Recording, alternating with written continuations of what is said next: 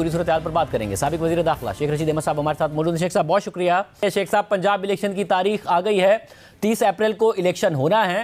आपको ये सब कुछ अब स्मूथली होता नजर आ रहा है कि पहले सूबाई इलेक्शन होंगे, फिर अक्टूबर में जाके वफाक के इलेक्शन होंगे, या कुछ ना कुछ अलग होगा, एक साथ ही हो रहे होंगे, पहले कहीं वफाक के हो जाएंगे, क्या नजर आ रहा है? अगर तो इनमें अक्ल है, शऊर है, समझ है, और ये ख़ानदान जो नून और शीन में बटा हुआ है, अगर इनको समझ है तो ये असम्बली तोड़ दें। आइंदा 72 घंटों में असम्बली तोड़ दें और कौमी और सूबे का इलेक्शन इकट्ठा करें। जब सूबे का नतीजा निकल आया 5-5 साल के लिए, और सूबों में इमरान खान की हुकूमत 5 साल के लिए बन गई, KPK में भी और पंजाब में भी, तो फिर कौमी असम्बली में इनको कैंडिडेट्स ढूंढने पड़ेंगे, इश्तहार देना पड़ेगा। क्योंकि पंजाब और KPK के इलेक्शन अगर कौमी असम्बली के साथ हो जाएं तो इनकी बचत है, वरना तो झाड़ू फिर जाएगा इनकी सियासत का सत्यानाश हो जाएगा। जो आदमी जिन हालात में ना डॉलर जो है 280 से लेके 300 में है, पेट्रोल नहीं है, डीजल नहीं है, LPG नहीं है, इवन लोगों के पास कब्र के पैसे नहीं है कि मुर्दे को कैसे दफनाएं, और कुछ ना करे शहबाज शरीफ तो ये कब्र ही थोड़ी हाफ प्राइस पे कर दे, डिस्काउंट कर दे, ताकि मरने वाले के घर में इतने पैसे हों कि वो कब्र के पैसे दे सके, कफन के पैसे दे सके। ये नेस्तो नाबूद हो गया। ये 13 रुकनी पार्टियां आज बैठेंगी। 13 रुकनी क्या, 3 रुकनी पार्टियां। एक वो है आसफ जरदारी साहब, और एक हैं फजलुर रहमान, और एक है नवाज शरीफ। बाकी 13 पार्टियों के नाम आप मुझे बताएं। बाकी जो हैं वो ऐसे ही हैं जैसे अब मैं क्या कहूँ। तो शेख साहब, ये तय है कि पंजाब में जीतना, देख रहा हूँ मैं 10 और 15 दिन में हालात बेहतर होते देख रहा हूँ। और शेख साहब, ये तय है कि इलेक्शन जीतना पंजाब में इमरान खान नहीं है, चाहे नवाज शरीफ साहब आ जाएं, कोई भी कैंपेन चला लें, मरीम नवाज साहब एक्टिव हैं, आपको कोई मुकाबला नहीं नजर आ रहा है कि जी कोई मुकाबला हो रहा होगा? एज ए पॉलिटिकल वर्कर मैं कोई मुकाबला नहीं देख रहा। और नवाज शरीफ आ जाएं, अब तो उनका भाई वजीर आज़म है, फिर अल्लाह ही उनको लाएगा। अब तो उनका भाई वजीर आज़म है, वो आ जाएं, क्योंकि इनके भागने के भी तरीके होते हैं और इनके आने के भी तरीके होते हैं। और जो कुछ इन्होंने माशी तौर पर मुल्क का गरीब ज़बा खाने में डाल दिया और ख़ुद सियासी मैखानों में बैठे हुए हैं। लंदन में भी तो कैद ही ज़िंदगी गुजार रहा है वो। 3.5 साल से वो ना बर्गर खाने निकल सक रहा है और ना कोई ड्रिंक्स लेने निकल रहा है। 3.5 साल से हाउस अरेस्ट है। बाहर निकले, आए, इलेक्शन की कैंपेन करे, बताए लोगों को मैं हूँ, मैं नवाज शरीफ जो बीमारी में गया था और पैनाडोल भी नहीं खाई, और मुझे वोट दो। फिर उसे पता लग जाएगा वोट पड़ती है कि कुछ और पड़ता है। इनको कुछ और पढ़ना है, इनके डब्बों में वोटें नहीं पढ़नी इनको।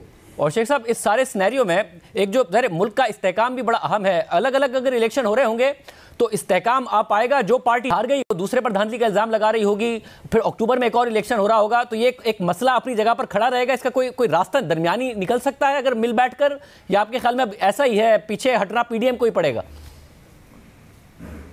देखें, ज़िम्मेदारान को एक रोल अदा करना चाहिए। ये पाकिस्तान के अजीम ज़िम्मेदारान हैं, और इकट्ठा इलेक्शन कराना चाहिए और साफ़ और शफाफ इलेक्शन कराना चाहिए। और आज कल 2 अहम ज़िम्मेदारान मिले हैं, और आज भी 2-3 अहम एजेंसियों के लोग मिले हैं। और पाकिस्तान जो है, जितना आसिम मुनीर को या फ़ौज को या फ़ौज के अदारों को अजीज़ है, उतना ही शेख रशीद को अजीज़ है। ये कहते हैं हमने अपनी सियासत दाव पे लगाई है, इन्होंने रियासत दाव पे लगा दी है। इन्होंने गरीब की ज़िंदगी दाव पे लगा दी है। इन्होंने इस मुल्क में 10 महीने में अपनी नाअहलियत और नलायकी को, सिवाय अपने केसेस ख़त्म कराने के, कुछ किया है? कोई डिलीवर किया है तो बताएं, क्या डिलीवर किया है? अभी तक 20% सूद करने के बावजूद IMF इनके हाथे नहीं चढ़ रहा। ये आए क्या करने हैं? शेख साहब, इस वक्त क्या हो रहा है मुल्क में, मुझे बताएं। शेख साहब, इस वक्त जो हालात वाकयात हैं, ज़ाहिर है हुकूमत की कारकर्दगी बहुत बुरी है। IMF तक का प्रोग्राम बहाल कराने में प्रॉब्लम, महंगाई बहुत ज़्यादा, शरह सूद बहुत ज़्यादा, इंडस्ट्री के मसाइल, मईशत के मसाइल, इस सब में इमरान खान साहब को पंजाब का इलेक्शन भी मिल गया, तो फिर भी वो आर्मी चीफ से क्यों मिलना चाहते हैं? वो कह रहे हैं कोई बात करने को तैयार नहीं है, तो मैं क्या करूं? क्या वजह है? वो क्या अभी भी अपनी पॉपुलैरिटी पर भरोसा नहीं करने को तैयार? क्यों आर्मी चीफ से मिलना चाहते हैं आज उन्होंने कहा? देखें, दम दरूद की ज़रूरत होती है, दुआओं की ज़रूरत होती है। पाकिस्तान में पाक फौज बजाते खुद एक बहुत बड़ा अदारा है। रिटायर्ड आर्मी और हाजिर सर्विस आर्मी बजाते खुद एक बहुत बड़ा वोट बैंक है। पहले हम गुजरते थे तो कोई हमारी तरफ देखता नहीं था, अब गुजरते हैं तो आम फौजी भी हमें 2 सलूट मारता है, क्योंकि वो समझता है कि हम पाकिस्तान की बात कर रहे हैं। हम चोरों, डाकुओं, लुटेरों, बेईमानों, करप्ट, डिसऑनेस्ट, स्लगिश और इन चोरों और रात के अंधेरों में आने वाले और 25-25, 30-30 करोड़ रुपए में सियासी तोहफे खरीदने वालों के तर्जमान नहीं है। इसलिए मैं ये समझता हूँ कि इमरान खान को ज़रूर मिलना चाहिए और उसको कोशिश करनी चाहिए कि जो गलतफहमियाँ पैदा हो चुकी हैं या पैदा की गई हैं। मुझे खुद 1-2 दफ़ा बाजवा साहब ने कहा GHQ में कि वो शहबाज साहब सुन रहे होंगे कि वो शहबाज से मिल लो। मैं कहा जी दफ़ा करो, इनका टाइम गुजर गया है।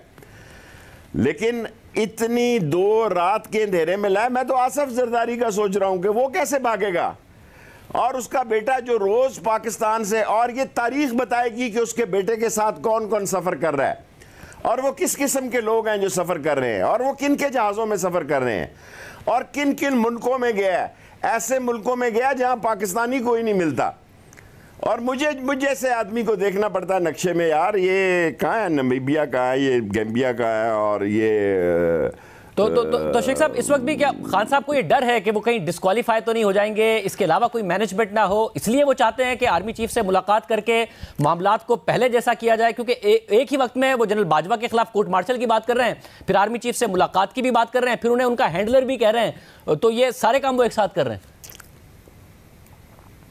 देखें, हर आर्मी चीफ की अपनी पॉलिसी होती है, और आर्मी चीफ सिर्फ अकेला ही नहीं होता बल्कि उसके साथ सारे अदारे होते हैं। MI होती है, ISI होती है, 408 होती है। मेरा मतलब है उसके पास सारे मामलात, हालात और वाक़यात इंफॉर्मेशन होती हैं। हमारी फ़ौज है, हमें अपनी इस फ़ौज पे फ़ख्र है, ये अजीम फ़ौज है, और मुझे पूरा यकीन है कि उनको फिक्र है कि इस मुल्क में माशी, क्या रूस, जनाब अली, किसी ने ताजिकिस्तान में जुलूस निकाला, उज़्बेकिस्तान में जुलूस निकाला, किसी ने रूस की स्टेट में मुतालबा किया अलग होने का, क्योंकि फाइनेंशियली तबाह हो गए, मुल्क अंदर से डूब रहे हैं, पाकिस्तान अंदर से डूब रहा है, पाकिस्तान की सरहदों को कोई खतरा नहीं है, और पाकिस्तान को घुटने पे टिकवाने के लिए ये हालात पैदा किए जा रहे हैं कि IMF जो है वो इनसे संभाला नहीं जा रहा। ये तो रिश्तेदारों का एक जत्था है, और शहबाज शरीफ एक मनूवर करने वाला आदमी है, और वो मैनेज करने वाला आदमी है। रात के अंधेरों में सऊदी अरब ले जाने वालों में, और सऊदी अरब से लाने वालों में, और लंदन भगाने वालों में, और फिर दोबारा इक़्तिदार में 2 वोटों से लाने वालों में उसका एक रोल है, क्योंकि हर आदमी फनकार होता है और वो इस काम का फनकार है, पर इनकी डेट तय हो गई है। मगर शेख साहब, इस वक्त ये जो राउंड है, क्योंकि अगर शेख रशीद अहमद साहब खड़े हैं इमरान खान के साथ, परवेज़ इलाही खड़े हैं इमरान खान के साथ, तो ये बात साबित नहीं होती है कि ये राउंड तो इस्टेब्लिशमेंट के मुकाबले में इमरान खान ने जीता है? तो इस्टेब्लिशमेंट अगर बैकफुट पर है तो खान साहब दोबारा क्यों उन्हें सियासत में लाना चाहते हैं कि जी मुझसे मिलें, बात करें, आगे बढ़ें? ये राउंड तो जीता ना इमरान खान साहब ने। अगर आप भी इमरान खान साहब के साथ खड़े, परवेज़ इलाही भी इमरान खान साहब के साथ खड़े। देखिए, मेरी 10 महीने से मैं अपनी ज़िंदगी में ये तसव्वुर नहीं कर सकता था। मैं इस पाकिस्तान के एटॉमिक में सबसे ज़्यादा एतमादी था, जिसने अहमदी निजात से मुज़ाकरात किए, जिसने कर्नल कज़ाफ़ी से मुज़ाकरात किए, ईरान से किए, सद्दाम से किए। मैं जहाज़ों को भर के ले जाता था, लाता था। लेकिन अगर मेरी आंखों की पट्टियों को भी बांधा गया और हाथों को बांधा गया, पाँव को बांधा गया, मैंने बाहर आके शोर नहीं डाला, बाहर आके मैं चीखा चलाया नहीं हूँ। मैंने कहा कोई बात नहीं, शुक्र है कि मैं अपने मुल्क के हाइड आउट में रहा, किसी दुश्मन एजेंसी के पास नहीं रहा। और चाहिए क्या था उनको? टेलीफोन का पासवर्ड चाहिए था, उनको पासवर्ड चाहिए था। मैंने कहा ये भी रख लो, खुद ही घर छोड़ के चले गए बाद में। सर जी, बाज़ जगह पे बाज़ लोग ऐसे आ जाते हैं, बाज़ छोटे लोग बड़ी जगहों पे आ जाते हैं, या बाज़ छोटे लोग हादसों की वजह से आ जाते हैं, या छोटे लोगों को ले आया जाता है और वो सारे सत्यानाश कर जाते हैं। मेरे ख्याल में इमरान खान को पाक फ़ौज के सरबराह से ज़रूर मिलना चाहिए। मेरी ज़ात, मेरा किसी बंदे से कोई राब्ता नहीं। जब मैं इंटीरियर मिनिस्टर था उस वक्त मेरी इनसे मीटिंग्स थी, वो लोग कुछ बदल गए, कुछ नहीं बदले। लेकिन मैं समझता हूँ कि इमरान खान को ये जो एक खौफ बर्पा किया जा रहा है कि जब इमरान खान आएगा तो फौज और हमारे तल्लकात कशीदा हो जाएंगे? नहीं होंगे। क्यों होंगे? पाक फौज भी पाकिस्तान के लिए बेहतरी सोचती है और इमरान खान भी पाकिस्तान के लिए बेहतरी सोचेगा। और ये तो नहीं हो सकता, क्योंकि पाकिस्तान के साथ हम साम्राज्य को नहीं चाहते, उन साजिशों को तबाह करना चाहते हैं जो पाकिस्तान की जमीन से ड्रोन्स मारना चाहते हैं। और शेख साहब, इस वक्त उन कुव्वतों को, पाकिस्तान का मैं वाहिद सियासी वर्कर हूं जिसको फजा से 2 दफा उतारा गया, 2 दफा अमेरिकन की फजा से उतारा गया, लेकिन क्या बिगाड़ लिया उन्होंने? पाकिस्तान का अजीम दोस्त चीन है। कल चीन ने कहा कि पाकिस्तान की मदद करो। वो तो कह रहे हैं कि हम इतने जलील और रुसवा हो जाएं, इतने खवार हो जाएं। मिला आपको क्या है जी? अभी ये 700 मिलियन भी चीन ने दिए हैं। और शायद और शेख साहब, बड़े फख्र से कह सकता हूं कि चीन आपको इस मसले से निकाले। और कौन निकालेगा? औरों के तो अपने इंटरेस्ट हैं।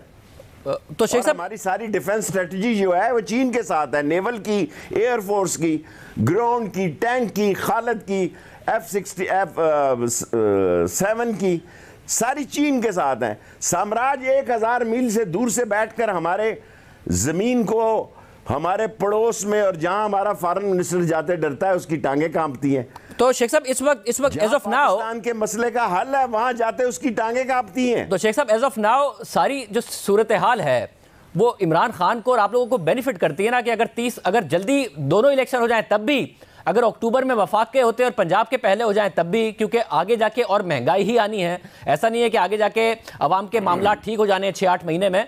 तो जो भी होगा इस वक्त सियासी जो इक्वेशन है वो आप ही को और इमरान खान साहब को ही बेनिफिट करती है इस सारे के सारे सिनेरियो में। आप दुरुस्त कह रहे हैं। देखें, इन्होंने आ बैल मुझे मार कहा है। अब ये खुद कह रहे हैं, कि हमसे गलती हो गई। वो इंडिया का गाना ना, हमसे गलती हो गई सैया, ये अब खुद कह रहे हैं। शहबाज और इवन मरियम ने अपने मोनोग्राम से शहबाज की तस्वीर हटा दी है, उसने नवाज की तस्वीर लगाई हुई है। और नून लीग का ज्यादा सत्यानाश हुआ है, तबाही नून लीग की हुई है।